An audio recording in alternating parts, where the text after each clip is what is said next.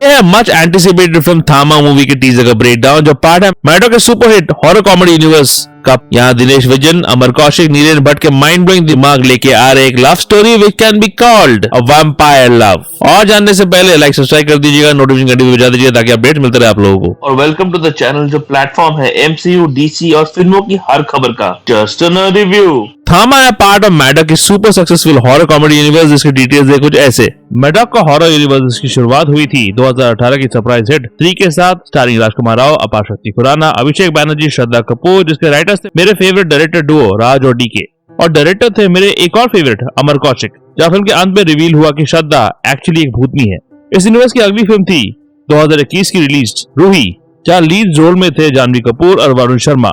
ये film based थी मुदियापुरी पर, एक चुड़ैल जिसके पैर उल्टे होते हैं। फिल्म के डायरेक्टर थे हार्दिक मेहता। फिल्म कुछ खास कमा नहीं पाई, हालांकि अब इस फिल्म को शायद भुला दिया गया है और ये फिल्म इस हॉरर यूनिवर्स का पार्ट शायद नहीं है, क्योंकि फिल्म हुई थी फ्लॉप और राजकुमार राव भी इस फिल्म का पार्ट थे जो स्त्री फ्रेंचाइज के प्रोटैगनिस्ट है। तो इस कंफ्यूजन को दूर करने के लिए ये स्टेप लिया गया होगा। 2022 में उनकी अगली फिल्म आई थी जिसे सेट किया गया था अरुणाचल प्रदेश में, जो थी वरुण धवन स्टारर भेड़िया, जहाँ कृति सैनन और वरुण दोनों बने थे भेड़िया, यानी कि आधा इंसान आधा वुल्फ। इसी फिल्म में पहली बार इंटरकनेक्शन किया गया जब बताया गया कि अभिषेक बैनर्जी का किरदार वही किरदार जो स्त्री में भी दिखा था और भेड़िया मूवी में भी। भेड़िया के आखिरी पलों में राजकुमार राव और अपार शक्ति खुराना ने कैमियो भी किया था जो स्त्री के लीड स्टार्स थे। 2024 में आई है मैडॉक की हॉरर यूनिवर्स की एक और फिल्म मुंजिया, तो बेस्ड है महाराष्ट्र और कोंकण कोस्ट के एक हॉरर फोकलोर पर। हिंदू और जैन ट्रेडिशन में एक सेरेमनी होती है जो मार्क करता है 7 साल की उम्र के लड़कों की एंट्री इनटू फॉर्मल एजुकेशन, जहाँ उन्हें मुंजा ग्रास से बने धागे को पहनाया जाता है।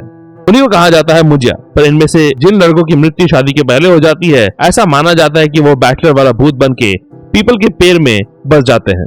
मुंजिया के लिए एक स्पेशल इफेक्ट्स वाला क्रिएचर भी क्रिएट किया गया था जो ठीक ही था। ये फिल्म थी 2024 की सरप्राइज हिट जिसने बड़े पैसे कमाए। और इस फिल्म के डायरेक्टर है आदित्य सरपोतदार और लीड में है इम्प्रेसिव अभय वर्मा और शर्वरी। फिर आई 2024 को ही इस यूनिवर्स की सबसे बड़ी हिट स्त्री 2, जहाँ फिर से पुरानी स्त्री की कास्ट राजकुमार राव, अपार शक्ति खुराना और अभिषेक बैनर्जी वापस लाए गए श्रद्धा कपूर, पंकज त्रिपाठी के साथ। भेड़िया मूवी में दिखाई कनेक्टिंग सीन भी इस फिल्म का पार्ट है और इस फिल्म में और भी कनेक्शंस किए गए। सरकटा नाम के भूत को इंट्रोड्यूस किया गया जिसका कनेक्शन स्त्री के बैक स्टोरी से दर्शाया गया था। और इस फिल्म में इंट्रोड्यूस किया गया अक्षय कुमार को, सरकटा का वंशज जो आखिर में सरकटे के वश में चला गया है और अब बन गया है इस यूनिवर्स का थानोस। फिल्म में वरुण एस भेड़िया भी करते हैं कैमियो। श्रद्धा कपूर के किरदार का एक नया नाम टीज किया गया है जो शायद स्त्री 3 में होगा रिवील। राजकुमार राव के पास भी कुछ पावर्स है, उस पर भी हिंट किया गया है। स्त्री 2 और मुंजिया फिल्म के पोस्ट क्रेडिट सीन में एक सीन को दोहराया गया है जहां दिखते हैं वरुण धवन एस भेड़िया और अभिषेक बैनर्जी का किरदार जनार्दन स्त्री के क्लाइमेक्स के बाद। यहाँ वरुण रेफर करते हैं कुछ प्रजाति के बारे में जो गले के नस में दांत डाल के खून निकाल लेते हैं। 24 रेफरेंस है वैम्पायर्स पर, यानी कि थामा मूवी पर जो वैम्पायर्स को इस यूनिवर्स में इंट्रोड्यूस करेगी और आ रही है 2025 दिवाली पर।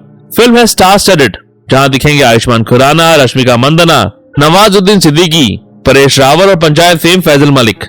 इसके अलावा मैडॉक ने मार्वल के फेजेस को कॉपी करते हुए बाल्टी भर के मूवीज अनाउंस की है जो होंगी उनके इस यूनिवर्स का पार्ट। इसमें शामिल है भेड़िया का सीक्वल भेड़िया 2, मुंजिया का सीक्वल महामुंजिया, स्त्री फ्रेंचाइज का तीसरा पार्ट स्त्री 3।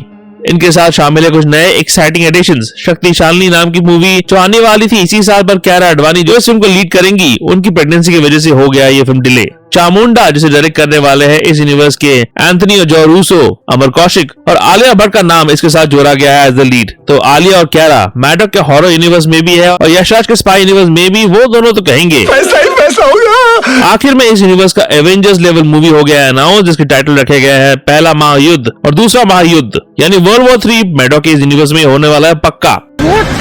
जहाँ शायद थामा स्त्री भेड़िया समेत सारे भूत पिशाच जानवर भिड़ेंगे थानोस अक्षय कुमार के खिलाफ। जैसे मैंने पहले मेंशन किया था, थामा बात करती है वैम्पायर्स के बारे में और साथ ही एक लव स्टोरी भी है, यानी कि वैम्पायर लव। आयुष्मान खुराना और रश्मिका मंदाना के किरदारों के बीच प्यार है जो इस टीजर को ओपनिंग लाइन से समझ में आता है, चल रहा है सदियों से। इस फिल्म में मेरे हिसाब से रश्मिका एक वैम्पायर है और आयुष्मान उसका जन्म का साथी, बिल्कुल जैसे डीसी कॉमिक्स में हॉकगर्ल और हॉकमैन की कहानी है जिन लोगों के पावर्स जुड़े हैं एक दूसरे के साथ और वो कई बार कॉमिक्स में मारा जाता है फिर वो कई बार जन्म भी लेते हैं। वैसे कुछ यहाँ भी होगा। रश्मिका कई सालों तक जिंदा है जो वैम्पायर की खासियत है कि वो सदियों तक जिंदा रह सकता है और आयुष्मान का पुनर्जन्म होता है। शायद इस फिल्म के मेन विलन ने उसे पिछले जन्म में ही मार दिया होगा। तो इस फिल्म में पुनर्जन्म और वैम्पायर्स का तर्का डाला गया है। There is a possibility Ayushmann के पीछे मेन विलन पड़ गया हो, उसके किरदार आलोक के पास कुछ ताकत है। जो पोस्टर रिवील में भी क्लियर किया गया है एज इस किरदार आलोक को कहा गया है इंसानियत की आखिरी उम्मीद। ये ताकत मेन विलन को चाहिए होगी, इसीलिए आयुष्मान को कुछ बंदे उठाकर ले जा रहे हैं इस क्लिप में एक मंदिर में, शायद बलि देने के लिए। क्या और इसीलिए इस क्लिप में रश्मिका आयुष्मान को बचाने के लिए वहां आती भी है जहां वो भिड़ेगी इस फिल्म के मेन विलन से। और ये सीन उसी जगह हो रहा है जहां आयुष्मान को उठाकर ले जाया जा रहा है।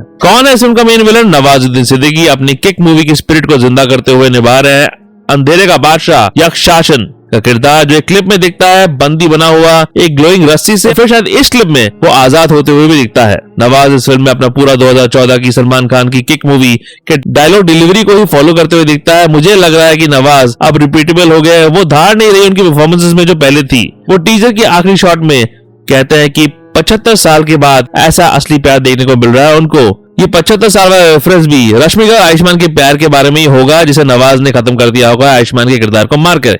यहाँ ये फ्रेम जहाँ रश्मिका आयुष्मान को बचाते हुए दिखती है वो इंस्पायर्ड है कोरियन ड्रामा माय डीमन की इस क्लिप से, कॉपी नहीं है, इंस्पिरेशन है, चलता है कुछ भी।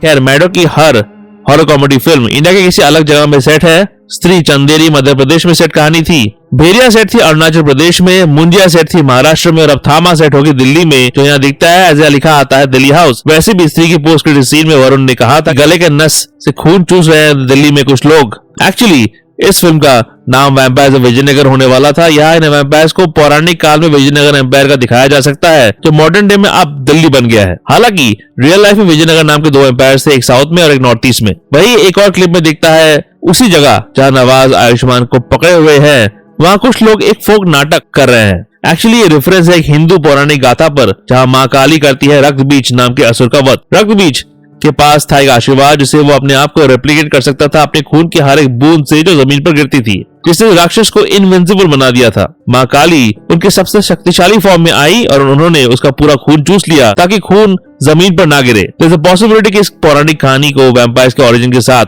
जोड़ दिया जाए इस फिल्म में। खैर इनिशियली इस फिल्म में आयुष्मान खुराना का किरदार वैम्पायर नहीं रहेगा, पर बाद में उसे होगी घातक इंजरी थैंक्स टू नवाज, इस क्लिप से क्लियर है, और फिर वो बनेगा वैम्पायर थैंक्स टू रश्मिका। शायद एक ऐसा वैम्पायर जो पैदाइशी वैम्पायर नहीं है पर बाद में बनता है, जो क्लियर इंस्पिरेशन ले रहा है प्रचलित फैंटेसी मूवी ट्वाइलाइट मूवी से, जहाँ कर्स्टन स्वेट का किरदार बेला वैम्पायर नहीं थी और रॉबर्ट पैटिंसन का किरदार एडवर्ड वैम्पायर था। दोनों के बीच हुआ प्यार और उनकी बच्ची बन गई थी अल्ट्रा पावरफुल मिक्सचर जो वैम्पायर की दुनिया के लिए खतरा बन गई थी। आयुष के वैम्पायर बनने का प्रोसेस कुछ टीजर में दिखाया गया है जहाँ उसे पावर्स मिल रहे हैं क्लियरली, और बाद में पावर्स को टेस्ट भी करेगा। एक सीजीआई बियर देखने को मिलता है यहाँ जो ठीक लगा मेरे को। हालांकि इस यूनिवर्स में जितना भी जानवर दिखाया गया है काफी अच्छी तरह प्रोसेस किया गया है उनके स्पेशल इफेक्ट्स को, पर इसकी जरूरत क्या थी? क्यों करता है तू ऐसा?